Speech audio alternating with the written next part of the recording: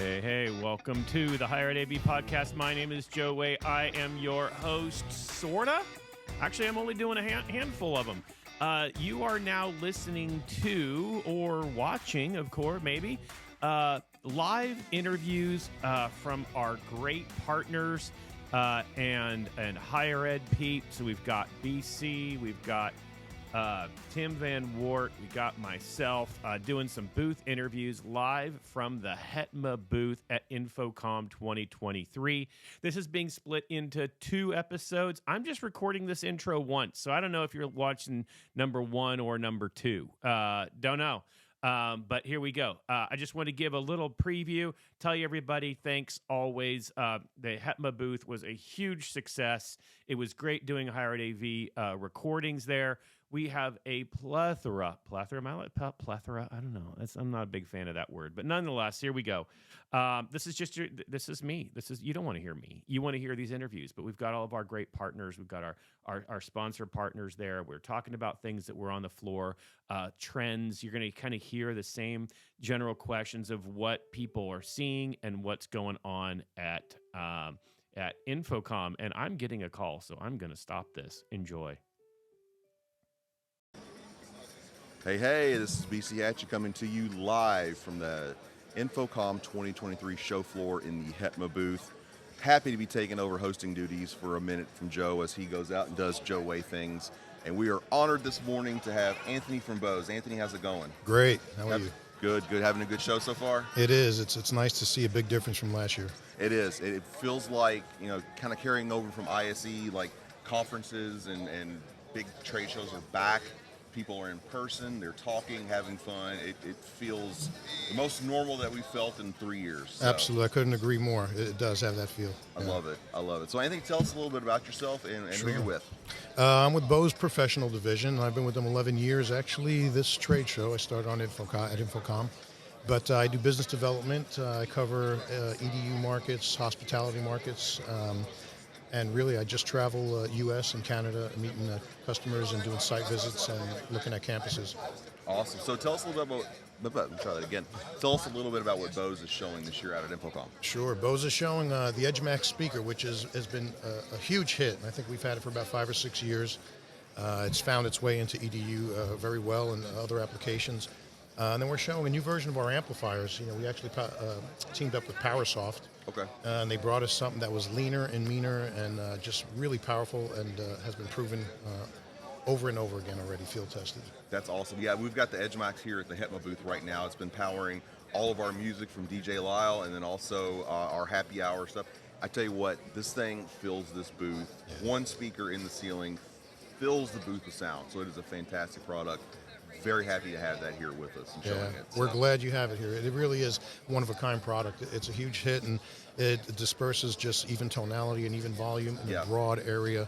It solved a lot of problems. It saves a lot of costs for people, and I think we're going to grow that family as well. I can totally foresee it. Like the thing that strikes me the most about it, and this is not a paid advertisement, by the way, this is just my impressions. The thing that strikes me about it is it's such an even tone, and even it's got fantastic low end without a sub on it. Yeah, well, there's a nice driver in there, and we've done little jazz clubs where we just have 2 of those and add a small sub, and it's surprising how much it fills a room. It deals with feedback issues very well because it shoots beneath any microphones if you're in a conference room. I mean, there's a lot of benefits to it as well. So it's great. So kind of thinking through higher ed, what are some trends that you guys are seeing over at Bose, and kind of where do you think things are going to start progressing in the higher ed market? Standardization is a big one. I know that we don't sell one thing into an EDU. It's they want to buy multiple things and standardize across a campus if they can, and solve some solutions, address some aesthetic issues. They don't want to have it really obvious that there's an install and make it look industrial. So we have sleek products. Connectivity, they want to make sure they can communicate to the products, so our amplifiers are able to live on networks, our DSP, and then control. You want to be able to hand over control to IT departments so they can push updates, control or disenable any features that might be disrupting the classroom, like a Bluetooth type thing. And so we do a lot of that just to make sure, what do they need? How can we make it easier for them, and how can we bring a solution that they could standardize on that's practical? That's awesome. Yeah, I think you're nailing it right there with the standardization, because kind of one of our things we always talk about is we're not buying 1 and 2 of a thing, we're buying 20 and 30 of a thing. And especially with you all making sure to put things on the network, that's huge, because we have limited staff time, and massive campuses. So being able to ping something on the network and being able to do that troubleshooting remotely saves us time, and also saves our faculty time. And just kind of keep making sure things stay up and running as much as they can. Huge. And one last thing, we want to make sure that stuff is upward compatible, that you don't have to just buy something different because this is outdated. So we're kind of designing products with that in mind, that you can add on or grow to the solution. And I think we're on a good path with that. That's awesome. That's awesome. So one more question for you. What do you think about end users finally having a booth on the show floor? I love it. I'll tell you why, because it's real world, and I think everyone stands to gain by listening to an end user and what works, what doesn't work, what's missing, what they need, and it helps us design. A lot of companies may design products that there's no problem for. So we like to listen, and end users are real world. Like I said, we learn a lot of trendy stuff that's coming. We can learn about some competitive products as well. So I think it puts everyone a little bit more on their toes to be competitive and to design with purpose in mind. That's awesome. And speaking as an end user, I think that is one thing I think we're starting to see a little more of, especially with Bose. Talking to end users, it's great, because we've got money that we have to spend, and we want to. I like hearing that. Yeah, exactly, right. But we want to make sure that we're making those smart investments when we do that, because our impacts are so large and broad. And being able to talk with manufacturers about, hey, this is what we are seeing in my campus that's got 500 classrooms. Here's what I need. And being able to form that partnership and define our needs, I think it's a fantastic knowledge exchange both ways. It's also opened the eyes of some manufacturers so that we can customize software for how you guys operate versus another college or versus somebody else. And I don't think that was an option before. I think, it forces the companies to listen to end users and what they're doing and what they need, and actually going a step beyond. And how do you guys work? What's unique to you? And if we can make adjustments and create something that's specifically for a certain campus, that conversation, we're approachable now with that. That's awesome. Yeah, we're always super excited to hear that and excited to work with our manufacturing partners and just continue the conversation and make things better for everyone. So we appreciate the support and the partnership as well. Absolutely. So Anthony, how can people get in touch with you if they need to? They can go to pro.bose.com. Once you go there, there's a map of the territories and contact names and everything. And my email address, if anyone wants to kind of email me direct, is Anthony_Papamichael, PAPAMICHAEL @bose.com. Awesome. Well, Anthony, thank you so much for joining us this morning. I hope you have a great rest of the show. Likewise. Thank you, too. Thanks. Appreciate it. Hey, it's BC Hatchett here again, and Infocom 23 on day 3 on the show floor. We are ready to bring it home strong, and this morning we are joined by Steve with Atlona. Steve, how's it going? Great. So Steve, can you tell us a little bit about yourself? Yeah, so Steve Bogart with Atlona. I'm responsible for the business development for education, K through 12 and higher ed. Okay. Really just being the advocate for the customer, right? So, I have a long history of working for a consultant, being an AV programmer, and want to use that knowledge in order to help these tech directors and facilities just be more knowledgeable. That's awesome, and we always love to hear our partners wanting to work with us to make sure that we get the products and services that we need to be successful, especially kind of in our unique vertical in the AV industry. Yeah, it is kind of interesting because, in the past, AV integrators have really been that technical resource. But now, facilities are becoming just as technical and just as capable of doing their own stuff, doing their own designs. So, you guys as an organization providing that expertise and kind of third-party verification. We love that as a manufacturer, right, that we can send product to you. You can give an out-of-box experience, give us a report back, and then just verification for your user group that, this kind of is going to do what it says. It's not vaporware, and it's ready to go. Perfect. So Steve, tell us a little bit about what Atlanta's showing this year in Infocom. So first thing is OmniStream 2.0. So a lot of companies have networked AV. What we've done a little bit differently is the new codec is a 4K 60 444. but it allows you to do 2 streams at the same time. So you can have a 4K stream and then in addition have a 1080p stream. Okay. So that allows you to have a preview. So every 7 seconds it updates the preview image. But in addition, you could do picture-in-picture or side-by-side or a quad without having to have a quad processor. Really, in the system, all you're having is an encoder, a decoder, and a network switch. Don't be intimidated by it being network, right? Think of it as a switch. The fact that it's network really doesn't matter. So we can isolate that from the campus network, make it, a kind of an island upon itself, or Cisco, Netgear, any of those we can integrate on an entire campus network as well. Very cool. So that allows us to kind of start shedding off some other pieces of gear for your kind of all-in-one solution there for that multifunction box. Yeah, absolutely. And we still have the Omega, and that's the traditional HD-based T solutions. And then we have had a complete upgrade to Velocity, which is our control platform, and now we allow a remote gateway, which allows you to connect remotely. So you don't even have to be at the facility or on the network or set up a team viewer session or remote desktop connection. Literally, it verifies through the network on a secure connection, and you can remote in, you can update firmware, you can configure rooms, you can provision equipment, all of that remotely. That's perfect. I mean, especially as I know that more and more schools and teams are putting things on the network, and it really helps with that remote support aspect, because the more that we can check out a system before we have to actually dispatch someone in to check on something, that's fantastic, both from a labor standpoint. We don't have to run our people into the ground, and second, because we can kind of help maximize that uptime for the faculty and students that are in the class. I mean, if we can take care of it remotely within 30 seconds as opposed to spending 5 minutes walking there and then fixing it, that saves a lot of time for everybody. I was talking to an institution just last week, and they were being charged $300 for a truck roll. Wow. Not even to do anything, just to roll the truck. So that was independent of whatever it was costing to repair. So, being able to do this remotely, being able to give remote access if you want to a service provider, if maybe they can't solve it locally, or even to the manufacturer, it's a huge resource. That's a win for everybody involved there. So as you talk more with these higher ed institutions that are out there, kind of what kind of trends are you all seeing in higher ed? Well, I think esports is the buzzword right now, and that's what everybody's talking about. And there's lots of different levels of esports. There's the full production, the game stuff, but it's also developing these labs in these rooms. And kind of our position is, don't position it just as an esports room. Think of it more of as a collaboration classroom with the capability of doing esports.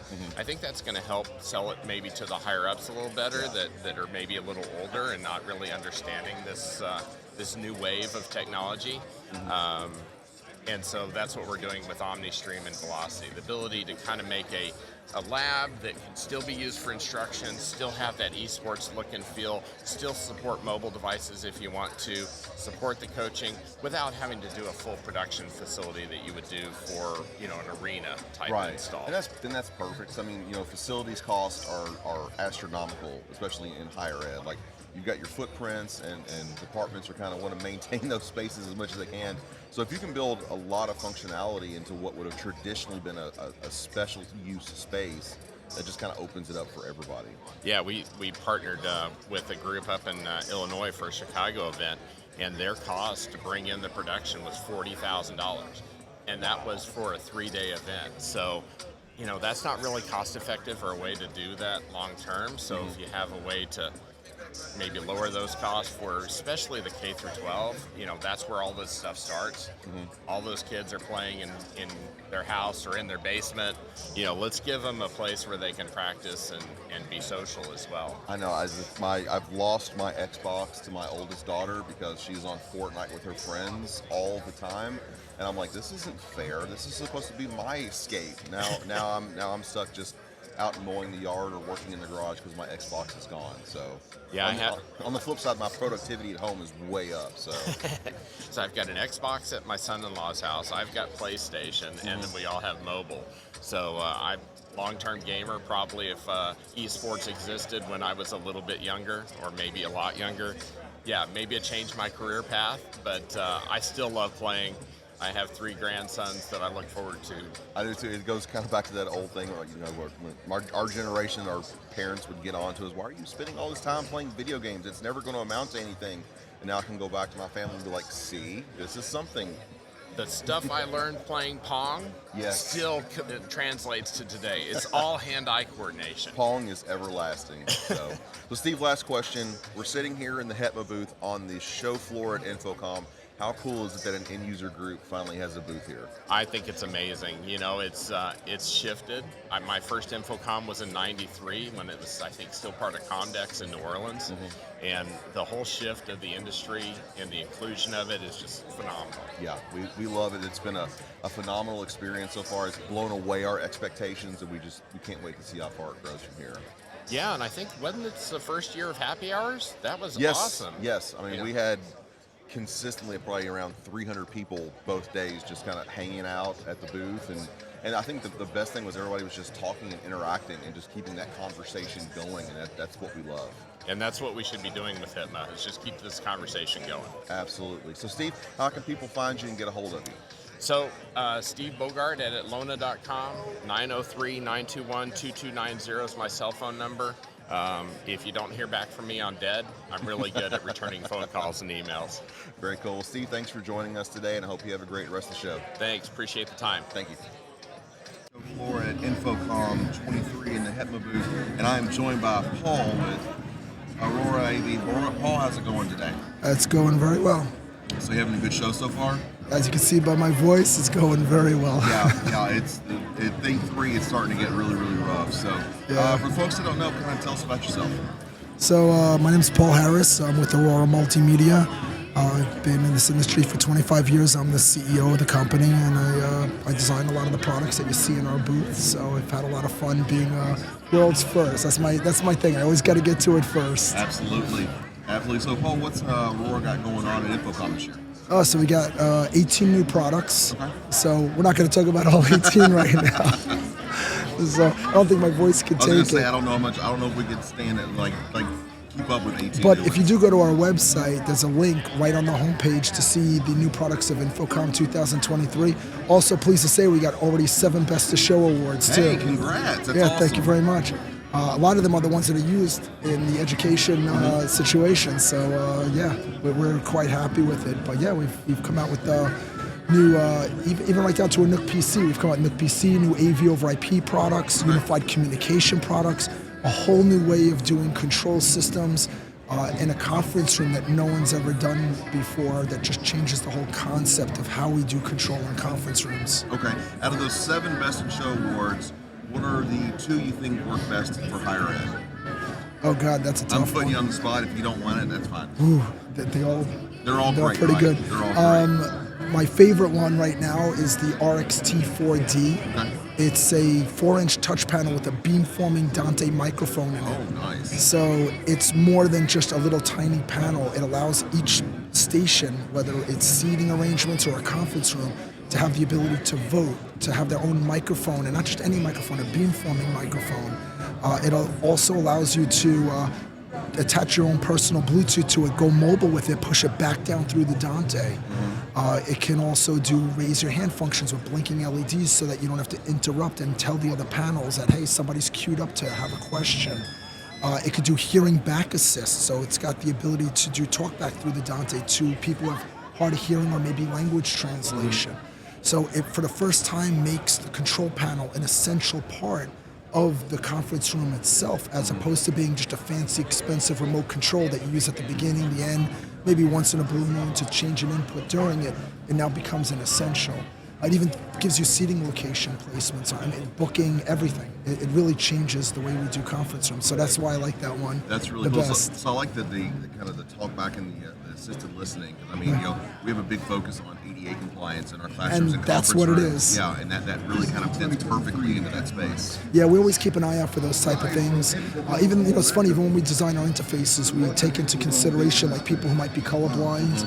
Fun fact about 1 out of 6 males have some form of color blindness. So if you don't use the right color combinations when you create interfaces, it causes problems. So a lot of times people don't pay attention to those things that can make a difference when you're dealing with people who have certain disabilities. That's amazing. So you guys do work in that higher ed space. I'm sure you're talking to higher ed pros all the time. What are some of the trends that you all are seeing in the higher ed AV space right now? Well, unified communications is always a good buzzword that everybody loves to throw out there. I think your industry calls it, what's the word I'm looking for? Collaboration, UCC. There's a new buzzword like every 5 minutes. Yeah, there's a new these buzzword days. for it, but unified UC, but unified communications is what we use it. But I know there's like a few other terms for it. But that's the big buzz. I need to do a Zoom room, a Teams room, or this or that. That really seems to be a big part of it. For me, I'm not a big fan of the Zoom rooms and the Team rooms. Great technologies, the problem is they lock them down. So if you ever notice, whenever you use one of the products, it only does Zoom or it only does Teams. I don't see why it can't be a Zoom room that can transition between Teams, Zoom on the fly as you need to use the product based on who you're working with. So a lot of our stuff, we try to avoid that. We try to keep it more open so you can put whatever you want on it. That's fantastic. Yeah, we always try, at least in our environment, try to stay device agnostic because I don't want to tell a user, hey, you have to use this, and if their workflows are set up for the other platform, it kind of throws them off and starts to kind of get in the way of being able to have a successful meeting or class or collaboration session. So that's great. So Paul, we're sitting here in the HEAV booth right here at Infocom. How cool is it? How great is it to finally have some end users on the show floor? Sorry. No, you're fine. You're fine. It's day 3. I'm sorry. I love end users. One of the ways this is a selfish reason. One of the ways I design is, look, I can come up with all the ideas in the world, but at the end of the day, if no one's going to use it or likes it, it means nothing. So I don't know what's good. I know ideas, but I get them from what the people and what their needs are. Application dictates everything. Yes. You can't find the solution unless you listen to the end users, not just the dealers. Dealers give great feedback, but the end users right there in your face telling you, I need this. While we don't sell to end users, we are more than happy to work with them. Tell them what they need for the application, because the application drives everything, not just the technology, but what the application is, and then figure out the technology for that application. So yeah, some of my ideas, like that 4-inch panel, for example, I showed behind the scenes a prototype of it like almost a year ago. And the point of it was to bring end users, integrators, consultants to say, what do you think of this?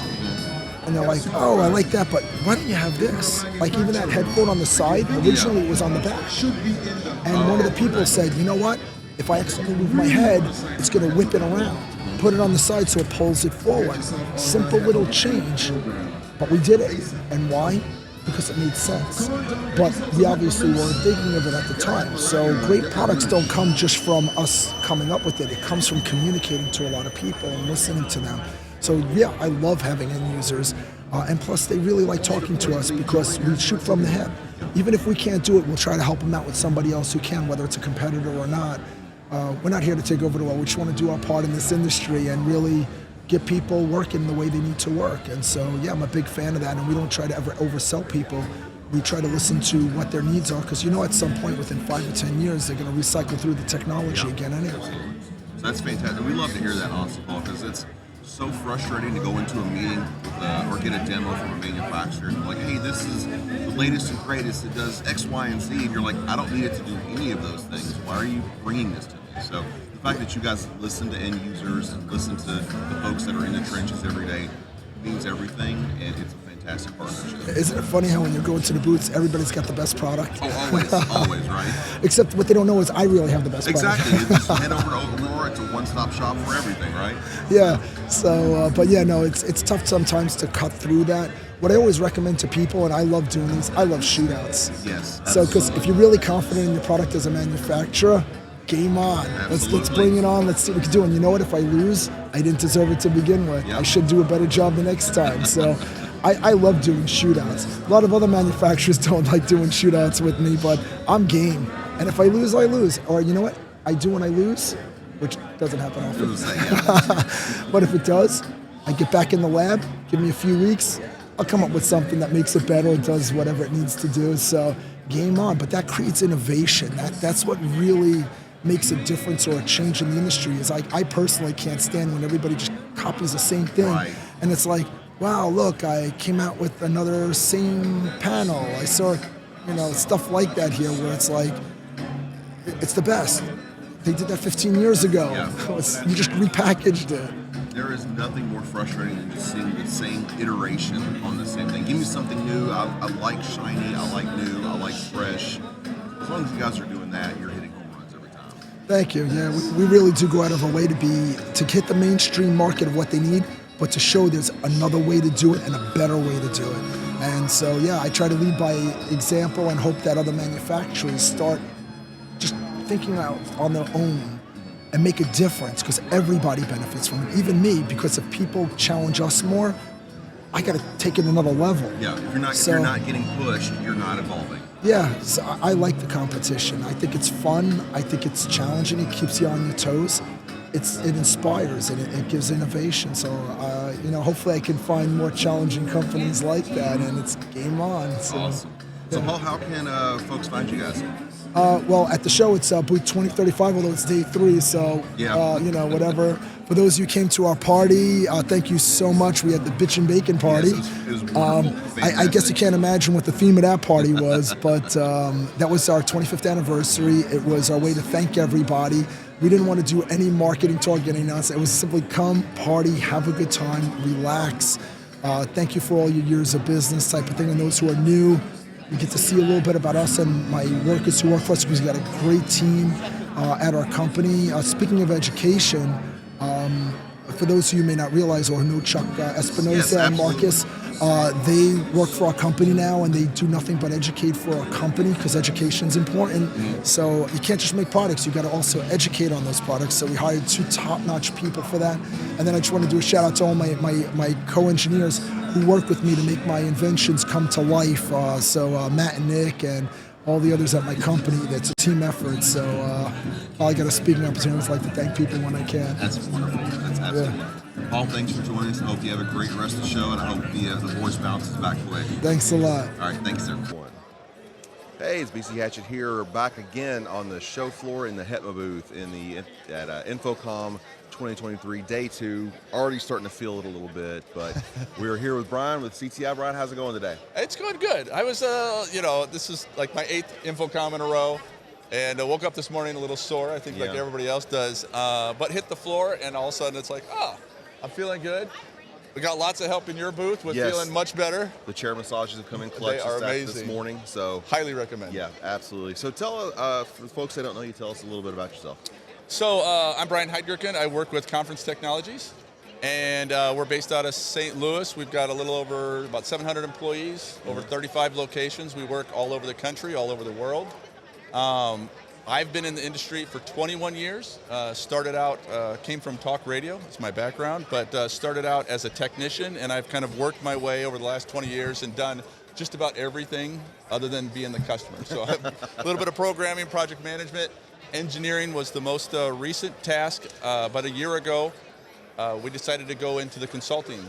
And so now I work exclusively with architects and interior designers on projects from healthcare, corporate, higher ed. I mean, when I was an engineer, my focus was higher ed and corporate, and loved working with all the colleges, community colleges, state colleges, and that's when I learned about standardization and how, really developing a standard for each school, because they all have their different needs and different budgets, but helping them standardize so that the instructors can come in and operate any classroom. Absolutely. And because as much as we like to think as integrators, everybody loves using our technology, the reality is the instructors are there to teach. And they don't need our stuff getting in the way. We need to support them. And so I really enjoyed working with the instructors. Whenever we met with the colleges, getting to the end user, right? Because you have the AV staff or the IT staff, and they think they know. But it's like, I always pushed to talk to the end users. You have to. You absolutely have to. Otherwise, I mean, yeah, we're tech geeks. We know we see the latest. We like the latest and greatest. But there are going to come times where we got some blind spots. Yeah. So I know at least at our institution, we always try to involve our faculty with it, because we're building around them. They should not have to accommodate us and what we want to do. So. Well, it was really driven home for me probably 8 years ago when I took over a project that was designed by not our company. It was a bid spec, and we were brought in, and I got the job done and was training all the faculty on the rooms, and consistently heard from the faculty that I was training, this isn't what we need. This isn't what we want. This isn't going to meet what we're trying to teach in this space. And it was like classroom after classroom after classroom. And, I felt really uncomfortable because I didn't design it, but I'm a designer, and I'm like, I'm stuck. And so I was like, look, I understand. I go, we were hired to install this. This was designed by somebody else. If it's a software fix and I can reprogram the system and add a button or move something, no problem, we'll do that. But if it's extra gear, you're going to have to go back and talk to your team that put this together. And it got to the point that when we were doing the third and fourth and fifth room type, the staff, when the new staff would come in, the other staff was like, it's not Brian's fault. And I really appreciated that, but I felt terrible, right? And so when I work with schools, I'm like, love meeting IT. We need to work with them. The support staff, we need to work with them. But I'm not a teacher. Right. I'm not an instructor. I mean, I do things like work with our internship program. I have relatives that are teachers, but you don't want me teaching chemistry or biology. But if I can sit down with those instructors, they tell me what they do, what their workflow is, and I can help technology support their needs. That's, you have got the perfect philosophy going into it. Like, it's never about the tech, it's always about the people. It's supposed to support it, and if the tech is getting in the way with the teaching, then we failed. The mark. Yeah, we failed. Yeah, we have absolutely. We dropped the ball. So. And during COVID, right, everything changed. Oh, yes. But I think a lot of institutions of all levels, community college all the way up to private schools, they learned that there were a lot of, I'm going to use the word clients, but there were a lot of people that needed their services or wanted their services, but because they were working, they were non-traditional students, they couldn't make it to campus. And we would do remote learning classrooms, but now in the last 3 or 4 years, all the classrooms have some level of support for remote learning. It may be a simple camera and a microphone. It may be something way more advanced with multiple displays and camera tracking. But really, it's how do we help the colleges reach out to the people that want to go to college, need the continuing ed, because we all do, right? It's this day and age. When I talk to young people, I go, look, the thing you need to learn is how to learn. Yes, because absolutely. You will have to do it for the rest of your life. Yeah, it does not stop. It does not stop at all. But and so letting people using technology to make it to where that mom or that dad that just got off of work can log in and take classes at their pace, at their time, really helps. And my wife did that during COVID. She had, because we had kids and all of this, she stopped going to college so that I could finish and move into my career. And she's like, you know what? I feel like I should go back. I'm like, well, absolutely. Yeah. And she went and found out that she was like 3 classes short of graduating. Oh, wow. she was like, this is crazy. So and easy, so just do it. Just right, do it. Flip exactly. the switch and go. So she did it, really loved it, enjoyed it, and she did remote learning because she was still working full time, and our kids were older and mostly self-sufficient, but they were still teenagers and they needed, and so she did it at night, on the couch with her laptop, took her classes, and had to go on campus to like speech class to give her speech. But even then, she was giving her speech to, because it was around COVID, so there would be 3 or 4 students that were doing their speech. All the other students were joining remotely.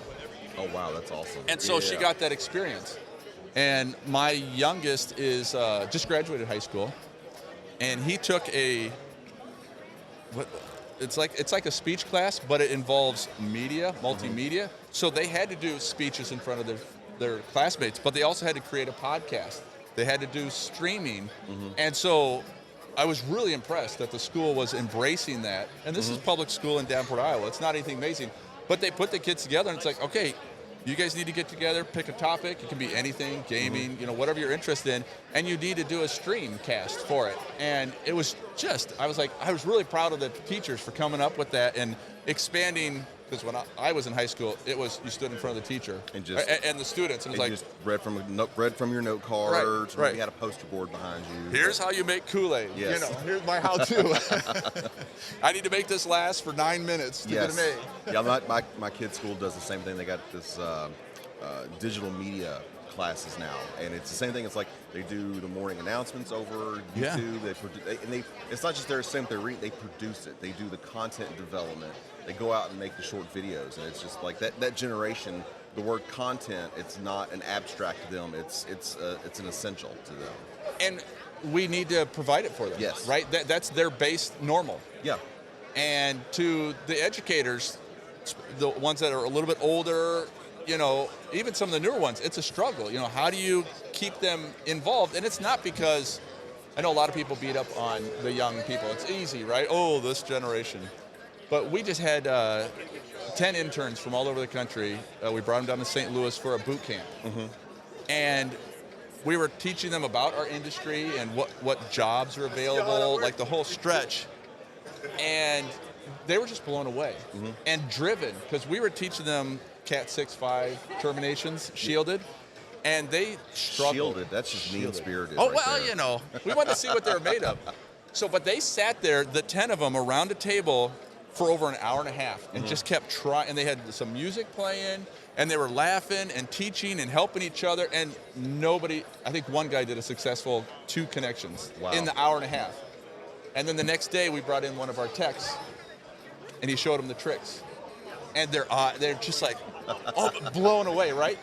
And at dinner that night, I asked them, I go, did we do that right? Should we have shown you the tricks first or let you struggle? And they're like, no, you should have showed us first. I go, but would you have appreciated it as much? And they're like, no, you're right. And I told them, I go, we learned a lot about you guys. The fact that you guys stuck with it, nobody gave up, right? Yeah. So this next generation, they get it, but we also have to meet them where they're at. Yeah, you have to. You've got to adapt. So, Speaking of that, you're out there, you're talking to other higher ed folks. What kind of trends are you seeing going on around your customers and the people that you interact with? So we already talked about remote learning. Yeah. It's huge. It's here. It's never going away. No. Never. And quite honestly, I think it's better in many ways. Yeah. It helps the teachers focus a little bit more, but there are ways to support that, because a lot of schools, they just put a laptop in the room, they put a webcam at the podium, but the teacher moves away. Yeah. So tracking cameras, so that the teacher has the flexibility to walk and talk. I mean, I'm a walker and talker, and not locking them behind the podium. Also, simple things like putting a monitor at the back of the classroom, to where the teacher can, when they're interacting with the students that are in the seats, can glance up and see and watch the people that are remote, so they can gauge whether they're engaged. And it's a small price to get that engagement, as opposed to having to constantly look over here. So there's things like that where we can make it easier on the professor to include it. Awesome. So that and I think the flipped classroom is still trying to get there. It is. It is. I think we're almost there. It just a few things go our way, it'll get there. But yeah, it's close. And there's some real good questions in there. Like Yeah. when the teacher makes the content, who owns that content? Yep. Is it, because I talk with a lot of educators, and that's one of their concerns. It's like, well, they could take my content and just replay it. How do I keep control over that? But I as a student, a non-traditional student in college, the ability of watching the lecture and then having the discussion and doing the homework in classroom where the instructor's there, just was, to me, I'm like, that makes way more sense than we're going to do a walk and talk, go home and try to figure it out on your own. Yeah. And it's like, well, that doesn't work for everybody. Yeah, I've had 6 other classes today. I've totally forgotten what you said. Exactly. Exactly. Very cool. So last question for you. How cool is it that end users finally have a booth at InfoComm? Oh, I think it's long overdue. I mean, and I really congratulate you guys for doing it. I think we need to brag about ourselves a little bit more. A little bit. Yeah, I agree. Because we're kind of that, in my travels and talking with people, we're kind of that boutique-y, large industry that nobody knows about, but everybody uses every day. Yeah, exactly. And getting the end users involved, as we talked about earlier, is the difference between being successful and not being successful. You have to talk to the people that are going to use our spaces. And most of them don't care about our stuff, and that's okay, but we're there, we're support, right? We're support for the teachers, we're support for the professors, and to make sure that they can teach the people that are going to take the jobs and be our co-workers and our employers of the future. Absolutely. So, Brian, how can people get a hold of you? So I am on LinkedIn, Brian Heidgerken, and then email brianh@cti.com. With a name like Heidgerken, I got.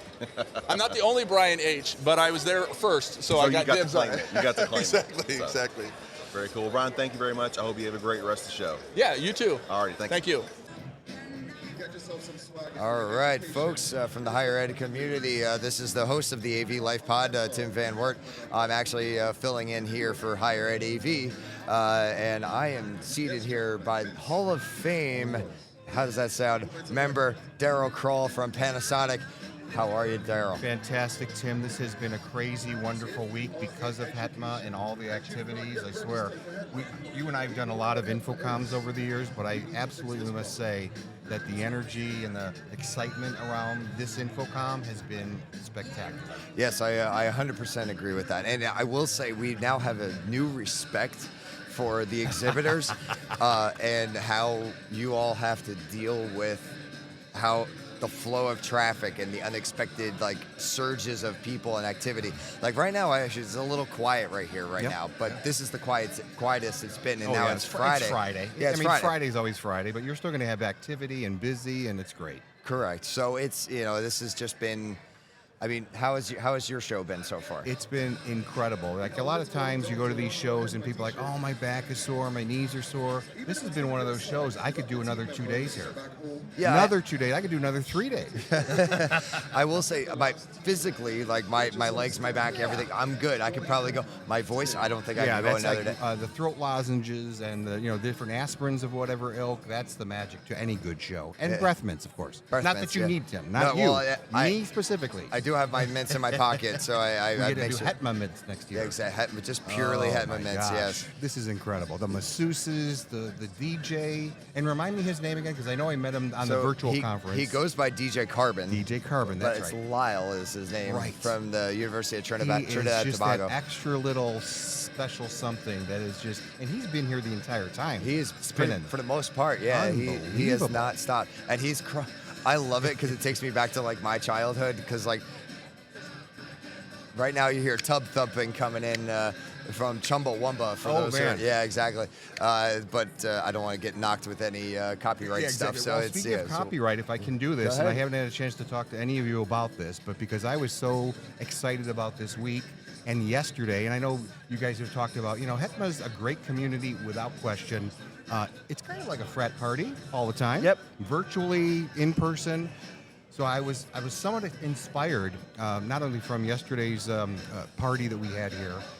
You probably remember the movie Animal House. Oh yes, I do. So I was up a little bit earlier this morning than I normally am, and I, the theme song from Animal House, right? Bum, bum, bum, bum, bum, bum, bum. HETMA House.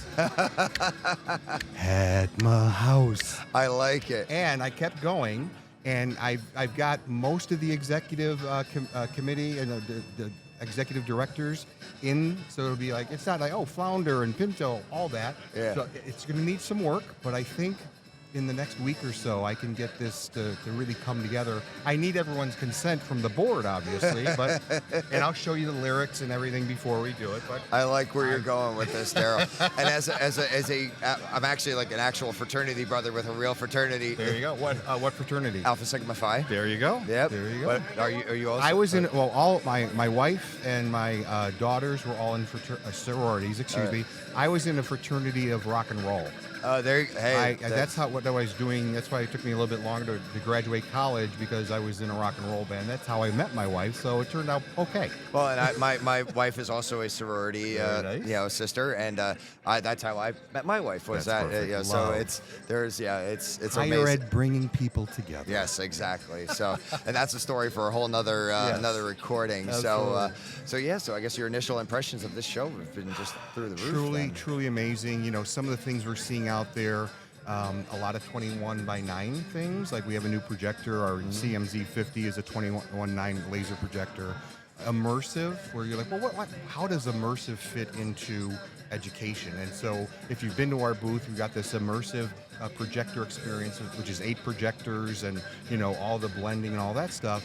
But even like the AI of immersive, or products like our Kairos system, which is an AV over IP production solution that's scalable. Like USC is using that in their esports facility, but it's also doing screen management for all of the content that we're going through in our immersive.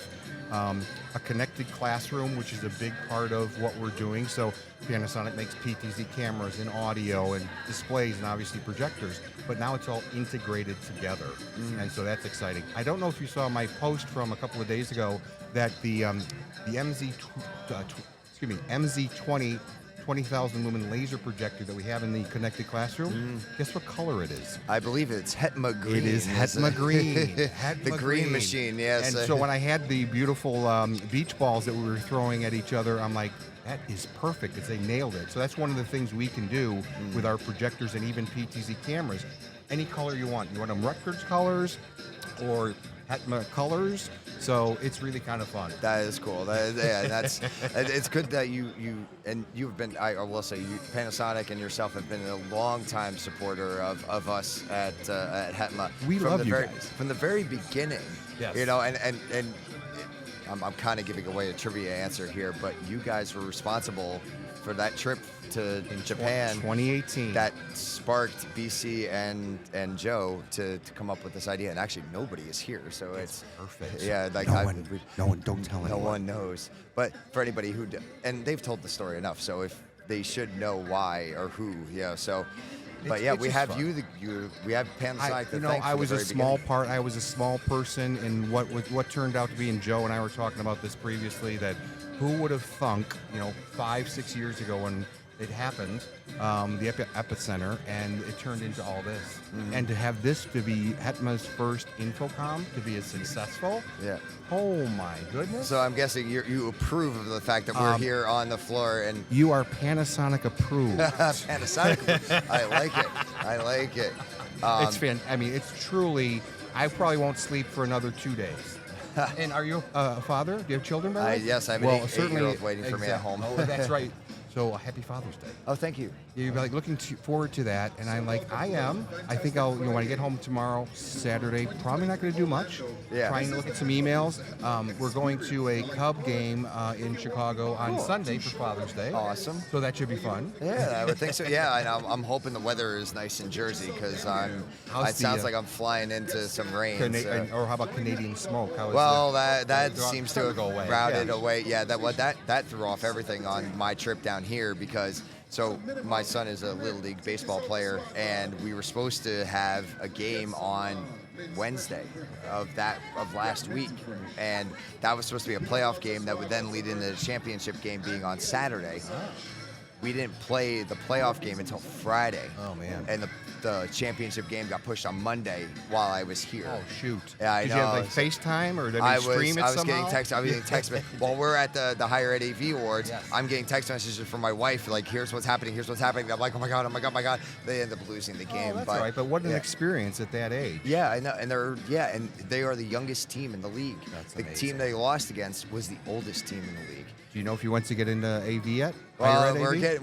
Well, actually, he wants to be in like construction and engineering and things like that. So I'm like, that's perfect. You stay on that end. I'll teach you all the AV stuff, so that way when you go out to bid, you already have these things. Get the inside skinny. How often would we as higher ed folks would love it that the construction guys understand what we need before we even get into the meeting? It's like, oh yeah, we already got it planned out where you want your monitors and everything like that. Like, here's an idea. Have you guys talked about maybe a HETMA-approved program for maybe consultants or construction companies? There might be an opportunity. I will say we've had a couple construction vendors swing by here, and yes, that's like, something. What's going on over here? We wanted to be in this booth. Well, and that's the thing.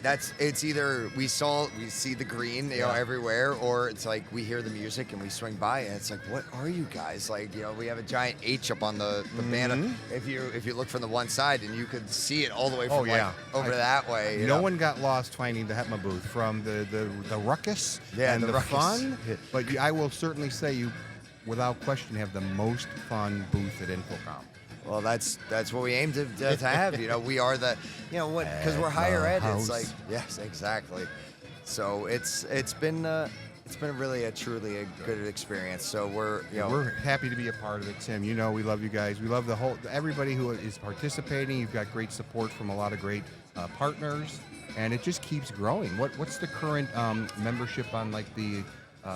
So I don't know the official. If you want to talk about, I'm not. No. I think from so higher ed members, I think we're over 600 at this point, and we had people that were coming here, and we have our QR code here. They could sign up on the spot, and then as they've been coming in, and we can get to it.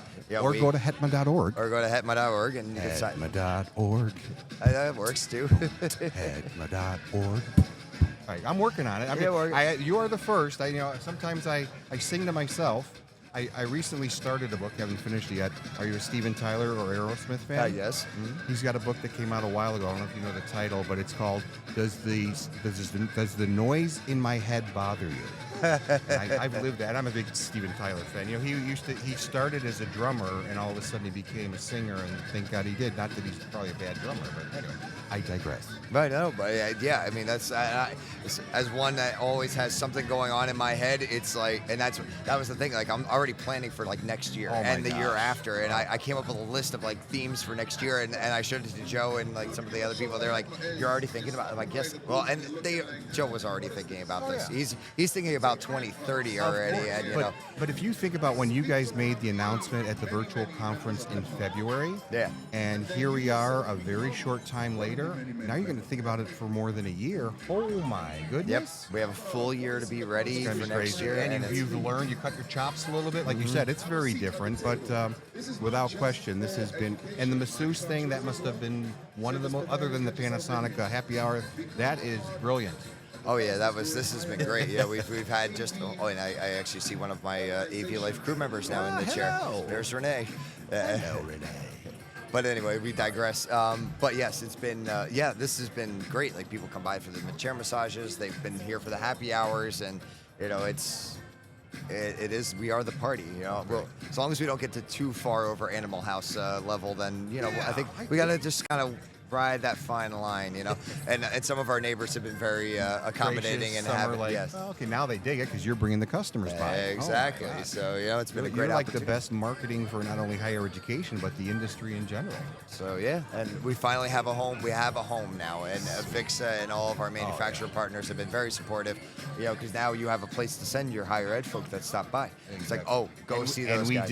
And we did. Yes, and we've gotten a lot of them. So, right, Daryl, thank you so much. It's been a pleasure talking to you for this today. Home. Same to you. Father's Day. Happy and Father's to Day. everybody else. If you're celebrating, enjoy, and we'll definitely see you again next year, but we'll certainly see you before then.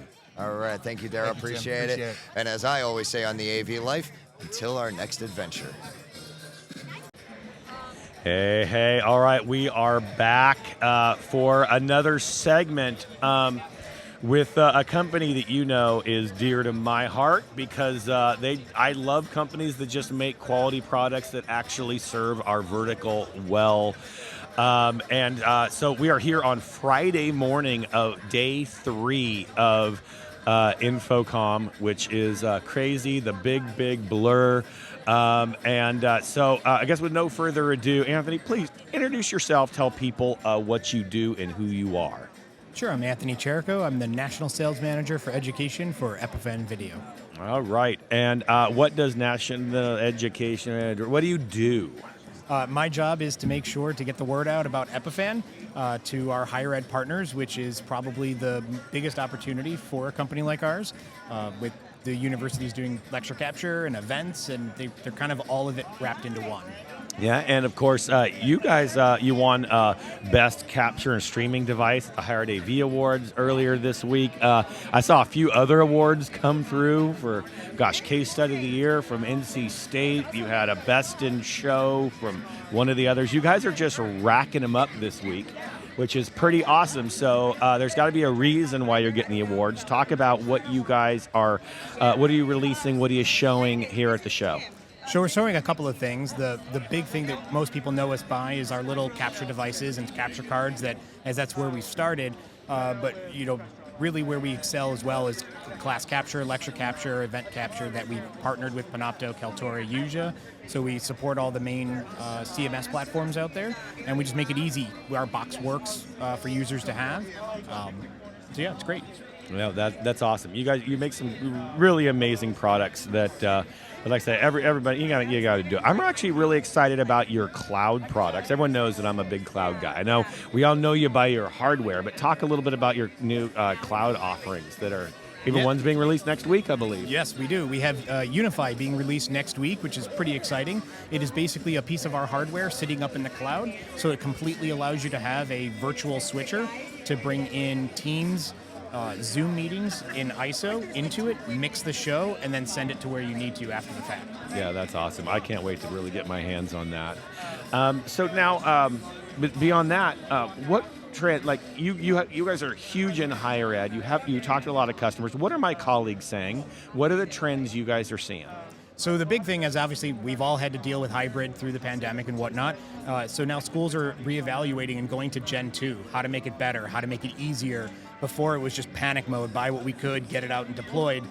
So now they're looking for a little bit more refinement, a little easier for the faculty to use, using hardware instead of maybe software ingestion into their systems, just to take away some of the thought the faculty and staff have to do at universities. Yeah, and I think to me that's a big thing, because I need things that just work. I mean, I can't have student workers have to go and do tech support every other day, right? And with users, like I look at USC, we got 15,000 staff or faculty, and I need them to be able to do it themselves, right?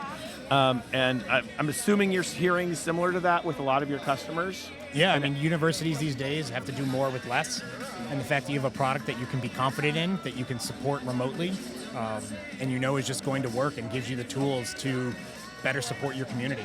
Yeah, absolutely.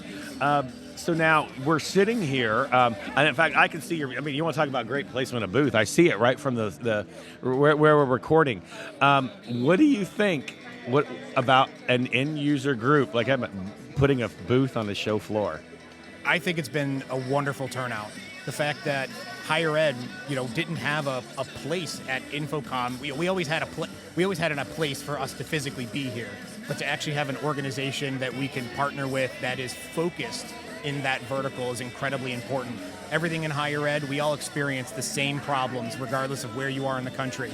And the best part about being in technology is we all want to help each other and help solve them. So why not have an organization in the middle that brings people together? Yeah, absolutely. And I think for me, it has been lightning in a bottle. What's been cool is because you guys have come over and even hanging out at the booth, but also when you have a customer who's in higher ed, walking them over to us and saying, here are these people, here's people you can collaborate. And that just makes us all better, right? Couldn't agree more. Yeah, and that to me is really what's cool about the just being here and the buzz. What's your overall feeling on this year's show, just in general? Now that we're basically in a few hours we're all doing teardown. So what are your overall feelings here? I think the turnout this year has been obviously improved. Last year was half show, as opposed to the year before was no show. But this show, it feels regular. It feels like we're back to normal. It feels like we're trying to advance and keep moving forward with the industry. And there's a lot of great things here. Yep, totally agree. I guess, first off, thank you for taking these few minutes to sit down with me.